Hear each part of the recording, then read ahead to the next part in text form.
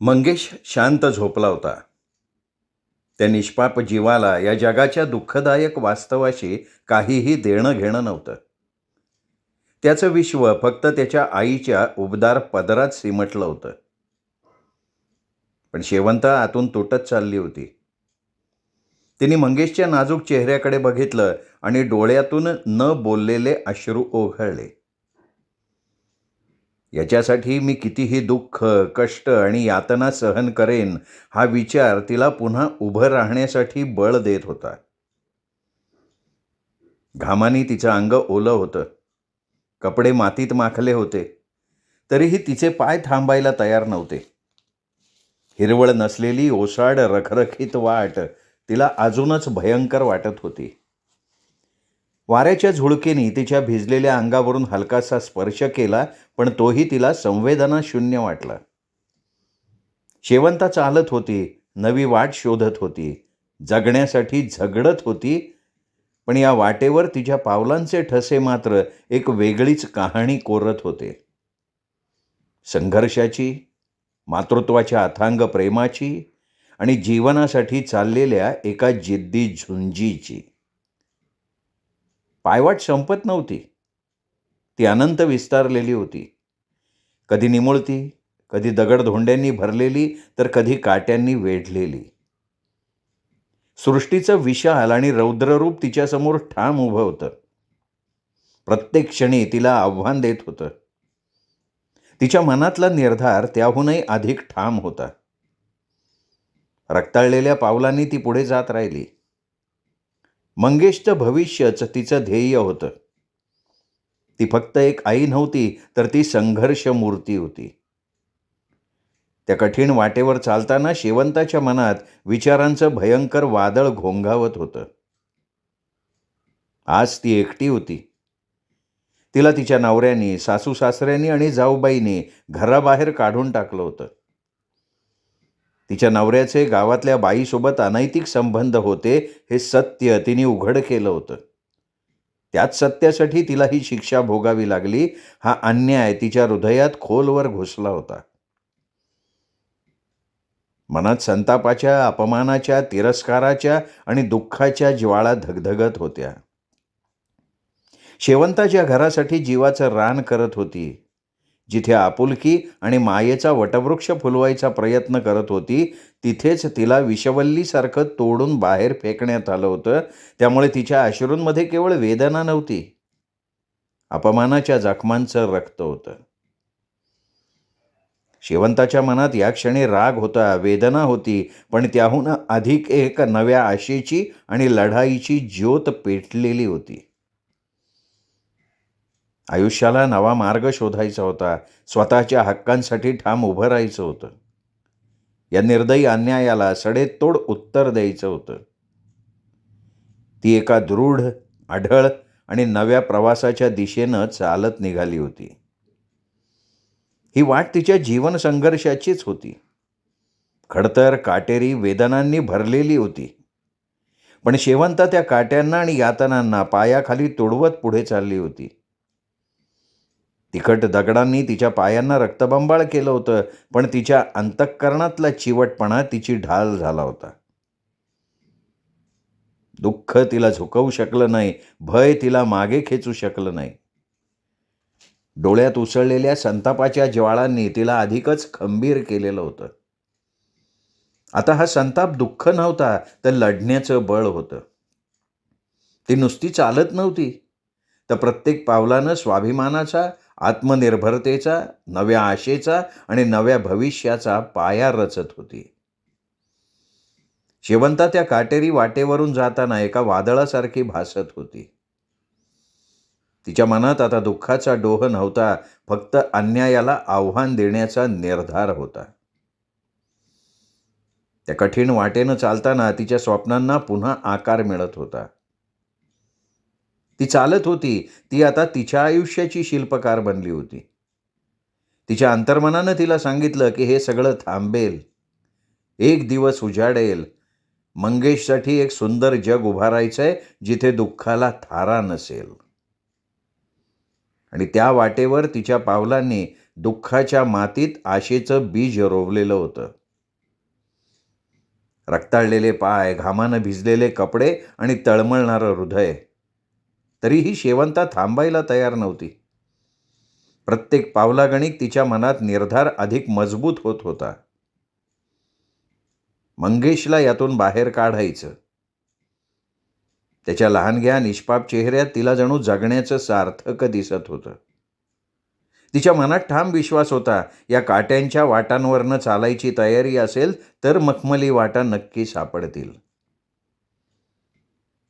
रखरखीत ओसाड वाटांवर चालताना तिच्या पायांना दुःखाचा खोल स्पर्श होत होता, पण मनात मात्र दृढतेची नवी पालवी फुटत होती.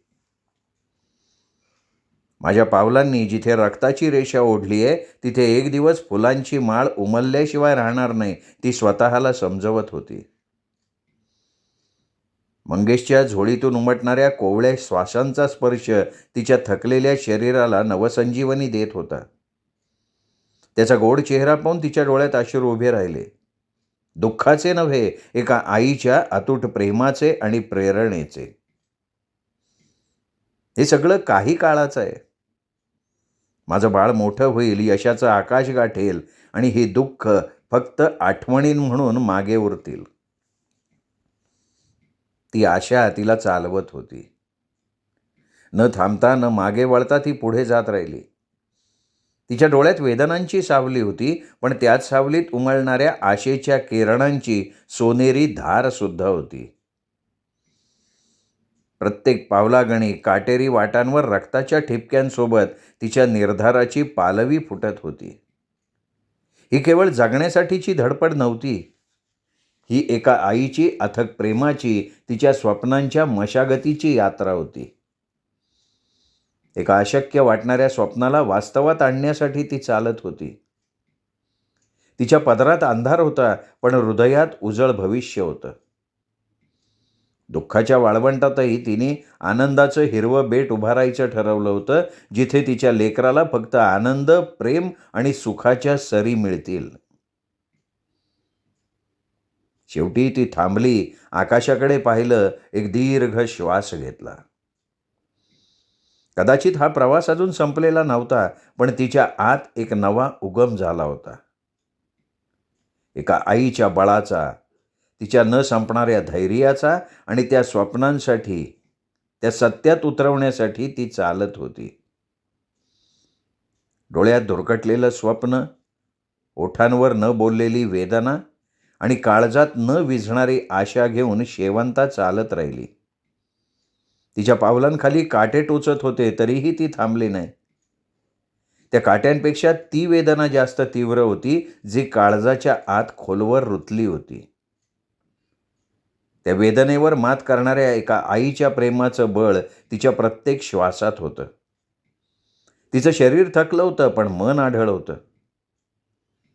प्रत्येक श्वासागणिक भूतकाळाच्या वेदना मनात उलगडत होत्या. उजाडलेले दिवस, उपवासाच्या रात्री, काळोखात हरवलेली स्वप्न. त्या आठवणीतही तिला मंगेशचं कोवळं हसू दिसायचं.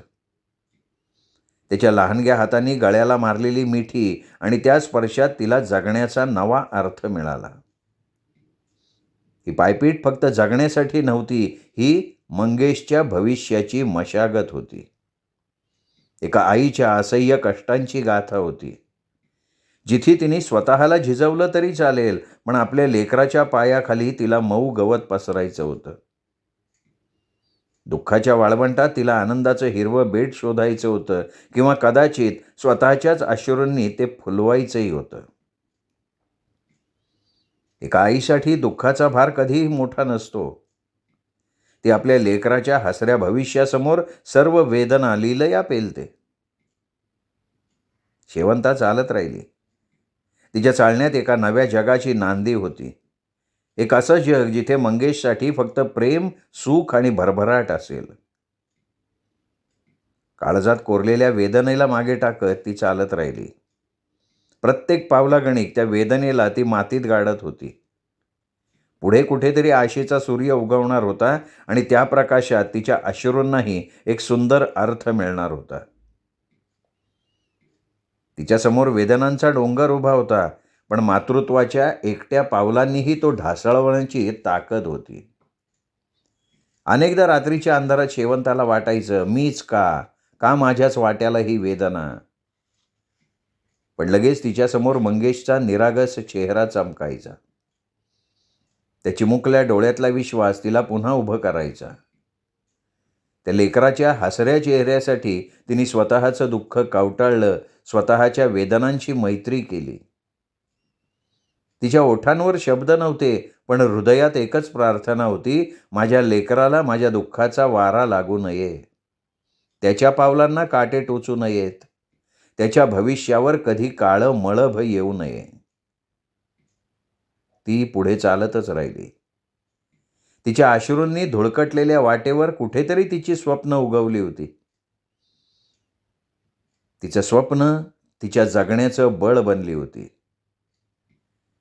कित्येकदा एकटी असताना तिला सगळं संपवावंसं वाटायचं, पण लगेच तिच्या मनात हलकेच एक लहानसा स्पर्श दाटून यायचा. त्या स्पर्शात जगण्याची ताकद होती.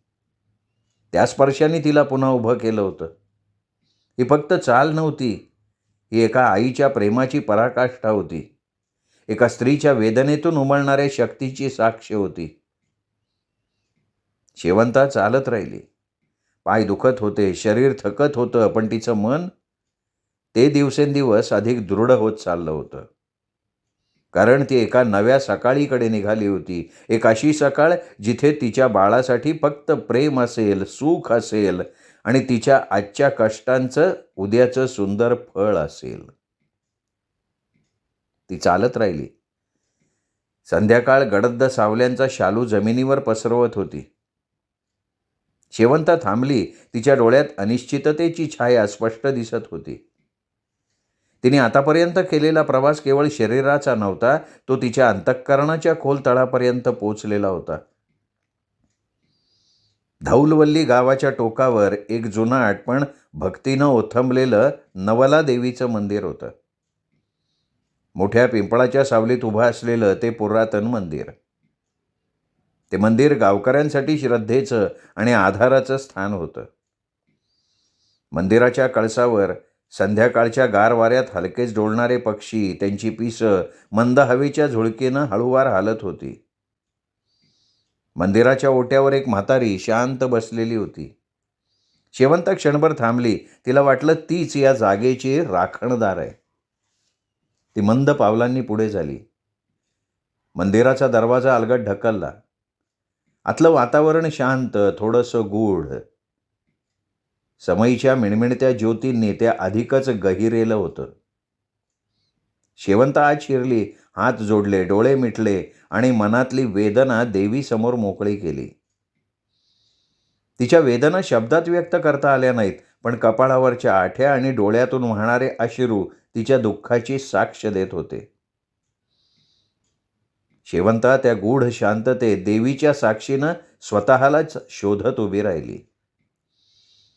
त्या क्षणी मंदिराच्या शांततेत तिला तिच्या आतला आवाज स्पष्ट ऐकू आला. ती इथे केवळ आसरा शोधत आली नव्हती, तर याच वळणावरनं पुढे काय करायचं हे ठरवण्यासाठी आलेली होती. शेवंता देवीसमोर नुसतीच उभी राहिली. समईच्या मिणमिणत्या प्रकाशात तिची सावली दगडी भिंतीवर स्पष्ट उमटली होती. त्या मंदिराच्या निर्मनुष्य शांततेतही तिच्या मनाचा गोंधळ स्पष्ट ऐकू येत होता. मागे वळून पाहिलं तर तिच्या आयुष्यातले असंख्य प्रसंग आठवणींच्या रूपानं नजरेसमोर तरळू लागले. गावातल्या जुन्या ओसरीवर बसून रचलेली स्वप्न, आयुष्यानं अचानक हातावर मारलेले कठीण फटके आणि इथे या मंदिराच्या ओट्यावर उभी असलेली ती. शेवंता मंगेशला कवटाळून उभी होती. त्या मंदिराच्या कोपऱ्यात एक जुनी घंटा बाजूला लटकवलेली होती. वाऱ्याच्या झुळकीनं ती हलकीशी हलली आणि तिच्या आवाजानं मंदिराच्या शांततेला एक अनाहूत कंपन आलं. शेवंता भानावर आली. तिची नजर मंदिराच्या ओट्यावर बसलेल्या त्या वृद्ध स्त्रीकडे वळाली. त्या म्हातारीचे डोळे खोल गेलेले, चेहरा सुरकुतलेला, पण त्या सुरकुत्यांमध्ये एक विचित्र समाधान झळकत होतं. शेवंता पहिल्यांदा बोलली, आजीबाय, देवीचं नाव काय ग? त्या वृद्ध स्त्रीनं हलकेच तिच्याकडे बघितलं, एक मंद हसू उमटलं आणि ती हलक्या पण भारावलेल्या आवाजात म्हणाली, अगं ही नावलई देवी आहे, संकटात सापडलेल्या माणसांची आई. शेवंता स्तब्ध झाली. ती वृद्ध स्त्री पुढे म्हणाली, जेव्हा कुणाला आधार लागत नाही तेव्हा लोक इथं येत्यात. पण देवी आधार नाही देत, देवी हे मार्ग दाखवती. शेवंता क्षणभर गप्प झाली. आधार आणि मार्ग यामधला फरक तिला आत खोलवर जाणवला. तिला आधार हवा होता, पण त्याहून जास्त गरज होती एका दिशेची. त्या संध्याकाळी मंदिराच्या थंडगार दगडी ओट्यावर बसून शेवंता विचारात हरवली होती. डोक्यात उठलेला गोंधळ हळूहळू शांत होत चालला होता. कदाचित उत्तरं सापडत होती. नवलादेवीने तिला थेट काहीही सांगितलं नव्हतं, पण त्या शांततेतच तिला तिच्या प्रश्नांची उत्तरं उमगायला लागली. देवीसमोर तेवणाऱ्या समईच्या मंद ज्योतीत तिच्या जीवनाचं नव्यानं प्रकाशमान होणं दडलेलं होतं. शेवंता पुन्हा एकदा देवीसमोर हात जोडून उभी राहिली. एक दीर्घ श्वास घेतला. मंदिराच्या ओट्यावर बसलेल्या त्या म्हातारीच्या शेजारी जाऊन बसली. तिच्या डोळ्यातून अश्रू ओघळत होते. ती त्यांना अडवायचा प्रयत्न करत होती, पण तिच्या मनातली वेदना इतकी खोलवर रुजली होती की त्या अश्रूंना अडवणं शक्य नव्हतं. शेवंता पहिल्यांदा बोलली, आजी, आजी मला आणि माझ्या मंगेशला नवऱ्याने आणि सासूबाईंनी घराच्या बाहेर हाकलून दिले. तिच्या आवाजात वेदना होती.